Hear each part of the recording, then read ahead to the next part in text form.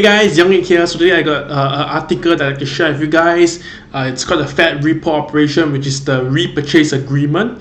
So let me just quickly bring over you guys to this link. I see this links over here, but I actually have it up on my Chrome browser here already. So this is the Fed repo market. Is such a big deal. Why is it such a big deal? Because it's a $400 billion bailout on the banks.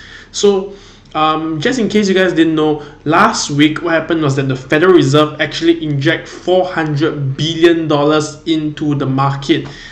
So you ask why and what's. Let me just quickly scroll down. Where's the part where I found? Yeah, so it's over here. The Federal Reserve actually injects $75 billion daily into the economy. And it was actually in the news release on Friday. So what happened was that what's this repo operation about? All right. So basically, what happened is that there's actually every single night the banks has to track with their vaults. Every single night. So in daytime, you go to the bank operations, you do your tradings and whatsoever. Everything is perfectly fine. But at night time, the bank actually have a certain requirement, certain amount of money and a lot amount of cash they must have in their vault to ensure that they are actually smooth. The business operations is smooth. They're able to pay off all the expenses and everything, so that there's like no sudden crash or shortage of money in the bank.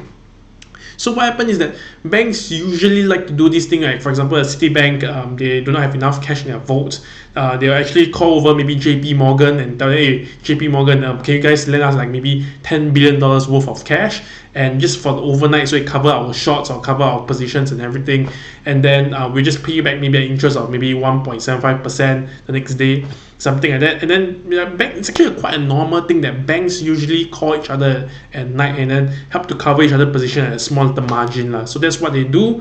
And what happened was that this time the repo operation with the Federal Reserve, and it's the last time they actually had a repo operation was back in 2008, which is just before the financial crisis. All right, so in 2008, Bear Stearns actually suddenly wanted to borrow a lot of money overnight, and they didn't want to go to the discount window, which is also known as the Federal Reserve, because if you go to the Federal Reserve, meaning to say that your bank does not have enough money to cover the shorts and cover the positions, and the other banks will know about it. And then it's like walk of shame, lah. So basically, you're telling all the other banks that something is going wrong with your bank, and that's why you're unable to keep up your positions.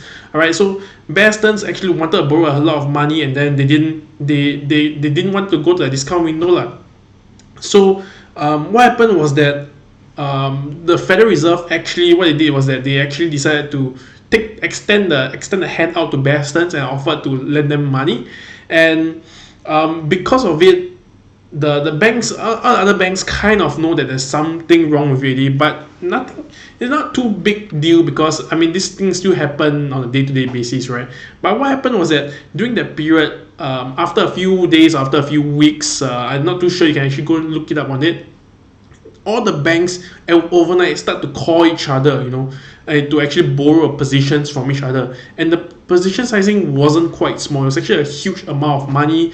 And the banks, each and every single one of the banks, did not have enough money to cover their own shorts or own positions. All right, so basically they couldn't even lend other people money. So the overnight interest rate from 1.75% ran up all the way to 10%. All right, 10%.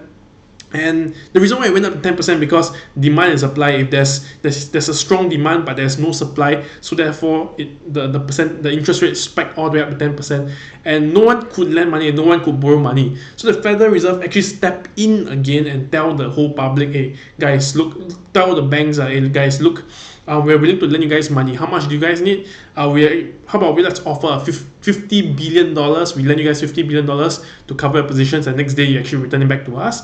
So what happened was that the bank first day actually loan out $50 billion, but it turns out the banks actually required $55 billion. So the next day, the Federal Reserve actually loaned out $55 billion, and it turns out the banks actually required $60 billion. And then the following day, the Federal Reserve actually loaned up $60 billion. Turns out the banks actually required $65 billion in cash to cover their their positions and everything, or their assets, whatever.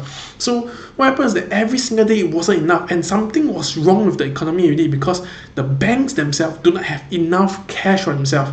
And so what happened was that I actually got my homework written. That's why I'm keep looking down here. So actually I got my homework written over here. So what happened was that so this time round, JP Morgan actually, with a $75 billion injected this time around, currently with $75 billion injected in the market for over 4 days, it's total like around $350 billion to around $400 billion injected into the investment banks. And the banks are still not functioning as well as they could, or that's what the online articles claim. So JP Morgan themselves, right, took $52 billion in cash for new capital in 3 working days. And $52 billion is actually 22% of their market cap. So that's actually quite significant, 22% of their market cap. Lehman Brothers in 2007 took $620 million. All right, 6 days later, the 20 years old company with like if I think thousands of employees and thousands of people with accounts open with them just went bankrupt like that, forever gone like that. All right, so right now we see the same thing happen again. The Federal Reserve lending out money. I'm not saying that recession is coming or one of the bank is falling. I'm saying that right now maybe it's good time to relook at your portfolio. If you're holding too much in equity, maybe you want to pull back a little bit. And also, if you guys are actually how do I say it? If you guys are actually looking to invest in the market, maybe you guys can wait for the upcoming bank earnings. So the bank usually are the first one to give their earnings. So when you give their earnings, you can actually get a clearer idea, what's actually happening in the market, why is there a repo operation, what's the cause of it, and then were they able to overcome it? Do they have enough assets on their balance sheet to write off all their expenses on a day-to-day basis? All right, so basically this is all I have about this repo operation, some background knowledge, and how should we approach moving forward. And yeah, so if you guys enjoy what I just shared with you guys, do remember to subscribe to my channel, like and share this video with your friends and family members to help them and to help them be aware about this operation that just happened last week in the market.